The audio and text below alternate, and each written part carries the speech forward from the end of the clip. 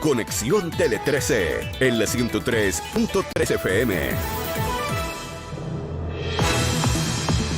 6 de la tarde con 36 minutos, avanza nuestro programa y ya estamos en contacto telefónico con Juan Carlos Manríquez, abogado de Ángela Vivanco. ¿Cómo está, abogado? Muy buenas tardes. Muy buenas tardes, Mónica. Muchas gracias por la invitación. Mire, fue un día agitado para ustedes porque en el fondo presentaron las respuestas de la defensa en dos procesos. El que está en el Congreso, que es la acusación constitucional, en el cual usted representó esa documentación, son 86 páginas de un escrito. Y por otro lado, el abogado Cristóbal Osorio entregó 222 páginas en la Corte Suprema para responder, ¿no es cierto?, a los 7 cargos que están en el cuaderno de remoción. Pero quería que fuéramos detallando lo que usted presenta en el Congreso y que tiene que ver con la acusación constitucional. Yo me leí las 86 páginas, así a toda carrera, porque ocurrió hoy. Espero que los congresistas sean tan aplicados como usted. Bueno, pero de todas maneras, lo que más me llama la atención es que ustedes parten en el fondo demostrando o aduciendo que ni siquiera, o sea, la cuestión previa tendría que ser aprobada, digamos, rechazada, ¿o no? Es al revés. Porque en el fondo está mal hecha la acusación constitucional. Vamos desmenuzando y explíquenos cuáles son los argumentos que ustedes tienen en ese sentido. Bien, entremos en Honduras. Como son dos acusaciones en dos comisiones distintas, sí, hay argumentos que son comunes y otros que deben verse por separado. En una acusación, efectivamente se esgrime por quien la redacta una causal que no corresponde a la de un ministro o ministra de la excelentísima Corte Suprema, sino que un ministro de Estado. Por mucho que se diga que aquello es un simple error de tipeo o formal, lo cierto es que las acusaciones constitucionales son de derecho ni siquiera estricto, estrictísimo. ¿Ya? Estamos hablando del más serio de los procedimientos en un Estado democrático para defenestrar a un ministro de la Corte Suprema. Por tanto, pero los diputados dijeron que habían corregido eso. Eso no es corregible, Mónica. ¿Por qué? Porque la Constitución dice muy claro que una vez presentado no se pueden hacer modificaciones. Ya. Se presentó a las 13:55 de un día, tenemos el ingreso y el timbre y esto se presentó después. Por tanto, es completamente inadmisible. Ya. Que le digan al país, mire que esto es un simple error, que lo presento después. Lo cierto es que uno puede entender la desesperación de quien se equivoca en presentar una acusación de ese tipo, más aún con un copy-paste del mismo redactor, equivocando la causal, ¿no es cierto? Si uno espera que quienes se presentan al país como expertos en derecho constitucional, como opinantes, como profesores, tengan el cuidado mínimo de que en este tipo de materias, cuando se opina antes por la prensa y se dice que una persona ya es culpable y que debe ser destituida, no se dejen llevar por las pasiones ni se enceguezcan por el objetivo, porque eso es, desde el punto de vista intelectual, terriblemente deshonesto. Es una visión de túnel y es poner primero lo que uno busca y después buscar los argumentos. Eso no se puede hacer en una academia, digamos, digna y de altura. Ese abogado, perdone, para ir, que la gente nos vaya entendiendo, esa es la acusación que presenta el oficialismo, en la que está con la causal equivocada. Esa es insalvable. Insalvable. Se presenta más tarde una causal después, salvo que no se quiera actuar en justicia, salvo que se quiera simplemente andar a matacaballo y salvo que se quiera cumplir con un acuerdo político cegándose y actuando de manera horriblemente injusta frente a todo el país. Ya, y en esa si eso quiere la mayoría, entonces avanzarán con eso y harán tabla rasa y pista gorda de un vicio insalvable desde el punto de vista del derecho público y tendrá que resolverlo el Senado. De acuerdo. O el plenario. En todo caso, los diputados dicen que enviaron un téngase presente, cambiando el cargo y corrigiendo el error, básicamente. Pero usted dice que eso ya... es un segundo error, entonces, inadmisible, porque eso no se puede hacer. Y lamentablemente los diputados en eso están mal asesorados, actuando de manera errónea desde el punto de vista técnico. Bueno, luego está la otra acusación que le hace la derecha, digamos la oposición, o es la misma donde dice usted que hay una parte del nivel acusatorio donde en ninguna parte se dice qué es lo que, cómo la ministra Vivanco habría actuado, ni de qué forma aquella acusación puede ser considerada un notable abandono de deberes. Pero entre medio hay otro elemento, Mónica. A ver. Y es que sumadas ambas acusaciones, suman más de 20 diputados. Claro. Y resulta que la Constitución dice no pueden ser menos de 11 ni más de 20. Porque lo que busca la Constitución es evitar el juicio de parcialidad. Claro. Esto es, que se afecten los quórum y por tanto más personas ya hayan emitido opinión. Y yo llamo la atención a esto al público medianamente informado, como el que la escucha usted en su radio. Resulta que no solo son más de 20, son 21, Son 22, 21. sino que además hay 60 honorables diputadas y diputados que emitieron categóricas expresiones de condena y algunas bastante, digamos, destempladas antes de conocer los hechos y los detalles. Y otros que incluso fueron sorteados en las comisiones que tienen, digamos, una causal evidente de parcialidad. Entonces, si sumamos a eso esto otro, resulta que quien redacta olvida el siguiente punto. Para destituir a un ministro de la Corte Suprema se requiere determinar los deberes específicos, legales y constitucionales de un ministro de la Corte Suprema en esa función. Segundo, que esos deberes específicos y determinados hayan sido infringidos. Tercero, que lo sea dolosamente. Y cuarto, que aquello sea notorio, que tenga una notabilidad. Pero esa notabilidad no es solo la percepción subjetiva de quien opina desde fuera, con un criterio político, con un criterio, digámoslo, de titular, con un criterio, digamos, de la contienda pública, o quien pretenda utilizar un megáfono para subir el volumen de tal o cual debate en un determinado minuto, para ganarse 5 o 6 minutos de atención, o uno que u otro voto en el distrito. Eso no es lo que dice la Constitución. Por tanto, ya entonces esto está viciado en la presentación, en la forma, en la cantidad, se ha vulnerado la regla de imparcialidad y por tanto, evidentemente, es un procedimiento desde el punto de vista del derecho constitucional público completamente inadmisible. Y eso no se puede salvar, a menos, le reitero, que la gente haga tabla rasa, que se ponga una venda, que frente al país decida simplemente actuar a matacaballo, que guarden en el lugar, digamos, menos honorable la juridicidad, el Estado de Derecho y en el fondo el respeto a sus propios electores, y decida avanzar a matacaballo simplemente por una ganancia electoral. Claro, eso porque sería espantoso. para explicar a la gente, lo que pasa es que ustedes suman la cantidad de diputados que presentan la acusación constitucional 1 más la acusación constitucional 2. En unos casos son 10 y en otros casos son 11. Y sumados dan 21. Lo que es superior a lo que no puedes, la regla dice, o sea, no sé si es la interpretación de una norma constitucional, ¿no es cierto? No puede superar los 20 firmantes, porque, a ver, para entenderlo bien, porque ahí serían, si son, no sé, por decirle, 30, en una Cámara que está compuesta por 155, ¿serían demasiados como para poder hacer parcial el voto? ¿Esa es la idea, de que no puedan ser más de 20? Se lo digo así. Primero, en derecho público, donde el legislador no entrega competencias, el intérprete no puede inventarlas. Ya. Y en segundo lugar, donde la ley es clara, el intérprete no puede hacer diferencias. Ya. ¿Estamos? No caben interpretaciones acomodaticias, a fortiori. Y por otro lado, se trata de un solo parlamento, en este caso en una de sus cámaras, la que actúa como instancia de revisión de admisibilidad, que es la Cámara de Diputados. Claro. Y es solo una Cámara compuesta por el total de diputados, que algunos firman aquí, otros están allá. Usted recuerde que hay algunos que están sorteados en ambas comisiones, incluso unos que son firmantes. Sí. Entonces, lo que busca la Constitución es evitar que se vicie el proceso, porque aquellos que presentan sean los mismos que revisan y sean los mismos que voten. Y en este caso pasa eso. Entonces, hay allí una falta, digamos, de cuidado muy importante a nivel, le repito, porque no estamos hablando de cualquier procedimiento. Y por favor, que no se malentienda, no quiero, digamos, minusvalorar a nadie, pero estamos hablando de la destitución de una ministra o ministro de la Corte Suprema, no de una votación de un club de amigos donde se va a jugar naipes. Sí.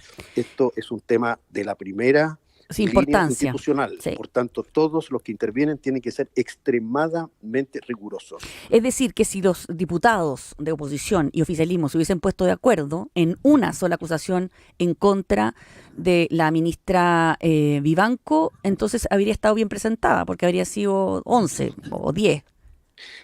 Sí, pero lamentablemente, como dice la filosofía china, lo que pudo haber sido será una posibilidad eterna. Eso no ocurrió. No ocurrió. Y decidieron presentar 2 acusaciones, incluso contra ministros distintos en un solo libelo, con estas dificultades que yo le estoy expresando de la manera más humilde a todo el país, para que entienda cómo esto es de la máxima, digamos, seriedad. Entonces, uno tiene afecto, yo le tengo respeto y cariño a múltiples diputadas y diputados que ahí están.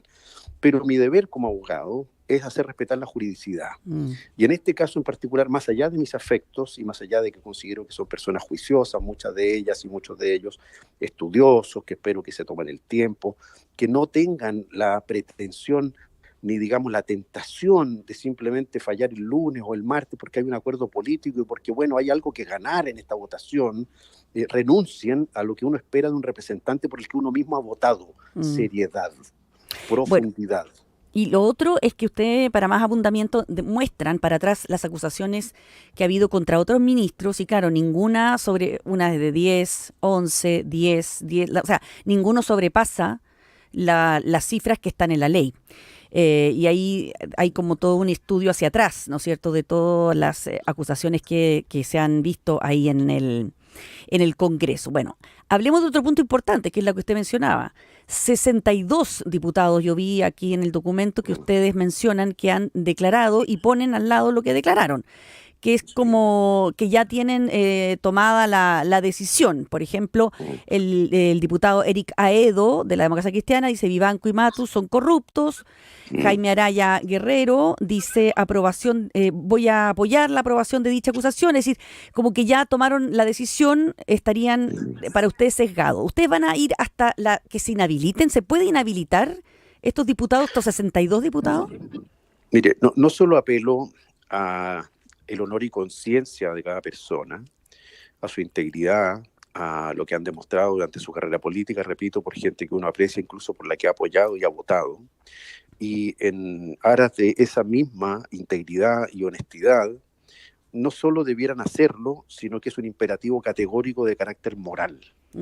Y en segundo término, creo que desde el punto de vista técnico, nuestros diputados debieran preguntarle a sus asesores, revisen el derecho internacional reciente, la Corte Interamericana, en el caso del Tribunal Constitucional contra Perú, por estas invasiones de competencias, por estas expresiones previas.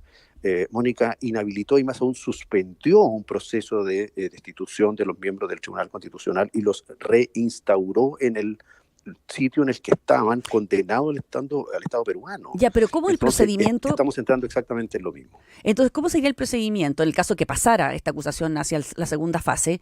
¿Se tendrían, o incluso, no sé si también la cuestión previa, ustedes pedirían que no la pueden votar estas 62 personas?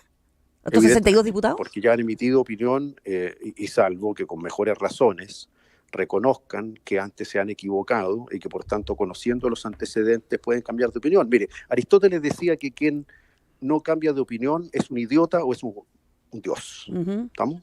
Porque en el fondo si uno tiene nuevos antecedentes y puede cambiar de opinión, entonces uno puede esperar que estas personas, de las cuales yo confío porque son personas racionales y justas, entonces una vez que se lean con calma, con profundidad, las 90 páginas de esta y las 220 y tanto que presentamos en la Corte Suprema con los mismos comparados, entonces puedan cambiar de opinión y disuelvan ese prejuicio que es como un coágulo que si uno no lo disuelve puede causar el mismo problema que uno que se vaya al corazón o al cerebro porque uno simplemente no lo ha disuelto antes. Y hoy día con buenas razones ese coágulo de prejuicio puede ser disuelto y esas personas que opinaron anticipadamente, sin conocer los antecedentes, y son personas racionales y justas, pueden cambiar de opinión.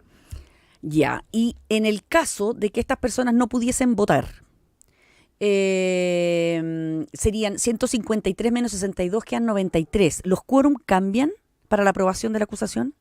Bueno, en ese caso simplemente es muy probable que no se cumpla con los mínimos que la Constitución establece y el resultado es uno solo. La acusación tiene que ser desechada. Ya, porque no recuerdo el número de votos, que creo que son 78 o algo así. En este caso, si usted hace incluso la aplicación porcentual, sí. No podría, digamos, votar una acusación constitucional contra un ministro o ministra de la Corte Suprema con una mínima representación del Parlamento. Porque no hay que olvidar una cosa. Los diputados y diputadas no votan por su interés personal. Ellos votan en razón de los electores que los tienen puestos allí. Entonces hay que tener mucho cuidado. No es simplemente porque la diputada o diputado esté pensando en su carrera política. A quien tiene que rendirle cuenta es a sus electores. Y a lo mejor sus electores educados no están de acuerdo con lo que ellos pudieran hacer. Ujú. Entonces, en eso hay que tener mucho cuidado. Ya, y además estos diputados que ustedes mencionan son transversales, o sea, hay desde republicanos hasta el Frente Amplio, Partido Comunista, o sea, hay de todos los partidos políticos que ustedes mencionan qué dijeron, en qué minuto, en qué lugar, en fin, y colocan incluso pantallazos de esas declaraciones que ha habido en redes sociales.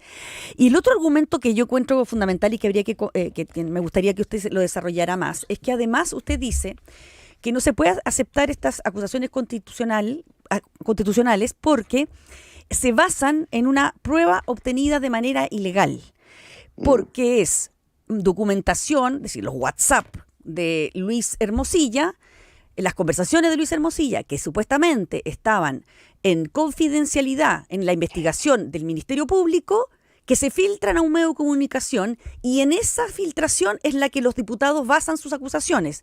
Por tanto, no lo pueden hacer porque la prueba es obtenida, o sea, en lo que se basan no corresponde. Mire, esto es sencillamente algo horrible y muy reprochable. Lo que ocurre es que quien es el almacenista y titular de los datos y obligado a que no se viole esa confidencialidad y que no se le escapen los datos, lo que jurídicamente a nivel internacional se llama un data breach o un data leaks, es el Ministerio Público que en razón de la resolución de una juez de garantía obtuvo la posibilidad de ocupar parte de las extracciones del teléfono del señor Hermosilla en razón de lo que se argumentó en su minuto era un hallazgo casual o inevitable. Pero esa autorización, que es el considerando sexto de resolución del Tribunal Tercero de Garantía de Santiago, decía relación única y exclusivamente con lo que decía a su vez vínculo con el caso Audios.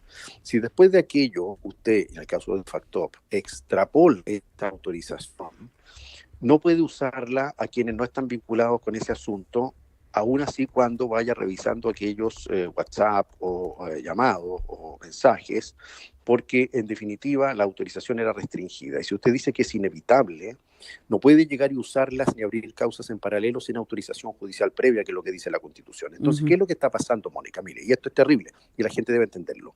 Por una extraña mano o por un extraño canal, se filtran esos datos de quien los tiene con cuidado, aparecen en distintos medios y entonces se dice al revés, oh, qué cosa más terrible, como el Ministerio Público ha sido, comillas, sorprendido hoy, porque esto ha salido en tal o cual medio, entonces noticia criminis, no puedo dejar de iniciar una investigación de oficio, entonces ahora la inicio. Y con eso de alguna manera se intenta, subrayo y pongo entre comillas, legitimar en cursiva una prueba cuyo origen no está autorizado. Además, nosotros tenemos una vía data vigente que le ordenó al Ministerio Público separar determinadas comunicaciones en razón de otras, y en virtud de la ley orgánica del Ministerio Público y las reglas administrativas de la Comisión de Ética, que no son legales, le dijimos que se podía usar y que no, y aún así se persistió, y aún así se vulneró ese deber de custodia, y aún así esas cuestiones fueron usadas de esta manera inversa, como un boomerang, para intentar validarlas a través de un procedimiento inadecuado y elíptico. Eso es completamente ilegal porque afecta no solo la privacidad del dato, que está en la Constitución, sino que es un artilugio para generar causas sobre supuestos hechos que se conocen a través de supuestas filtraciones. Mire lo que le voy a decir. Resulta que hace poco, en relación con los casos de otra fiscalía regional, y a propósito de determinadas comunicaciones con el señor Hermosilla respecto de terceras personas, el Ministerio Público por primera vez hace énfasis de oficio en investigar la filtración, pero no el mérito de esas comunicaciones. Entonces, esto para nosotros es capital, reitero, porque en el Ministerio Público también hay personas muy capaces, muy profesionales, que entiendo yo aprecian su función, quieren lo mejor para Chile en un órgano democrático como es el Ministerio Público y como los tribunales o como las policías, que ninguno de nosotros quiere que se instrumentalicen para intereses grises, porque cuando eso pasa en los estados, los términos, digamos, de los procesos, cuando estos se inician, son realmente muy lamentables. En resumen, abogado, y para cerrar, ¿qué espera usted entonces que ocurra cuando se vote esto en la Cámara respecto de los argumentos que usted han presentado? ¿Que usted cree que esto no va a pasar más allá de o sea, que se coja la cuestión previa o cuál es su expectativa? Y si en el caso de que Mónica, siguiera hacia adelante hubiese... Sí, en esto lamentablemente soy un poco agnóstico, ¿eh? Ya. Porque, ¿sabe por qué? Porque si esto fuera justicia pura, aplicación de la razonabilidad y aplicación de los mejores criterios de la humanidad y de criterios de honestidad intelectual, de aplicación del derecho, de aplicación de la justicia, incluso del mejor sentido político, e incluso con estos nuevos antecedentes, aquellos que han opinado en contra, y yo lo entendería, con buenas razones que cambien de opinión, estas acusaciones no debieran ser ni siquiera admitidas a trámite y por tanto las comisiones en justicia debieran recomendar que estas no pasen al plenario. Pero tengo serias dudas de que ello ocurra en un ambiente político crispado, donde todos quieren obtener, aunque sea 30 segundos de presencia en el debate público y tratar de sacarle una tronchita, un pedazo a este tipo de cuestiones. Pero espero equivocarme, sinceramente. ¿Y cuáles serían las consecuencias para nuestra institucionalidad de ser así? Bueno, que en el fondo, en el escudo, cambie la razón o la fuerza por la frivolidad. Muy bien, abogado Juan Carlos Manríquez, abogado defensor de la ministra Ángela Vivanco, por conversar con Conexión Tele 13 esta tarde. Que esté muy bien. Muchas gracias a ustedes también.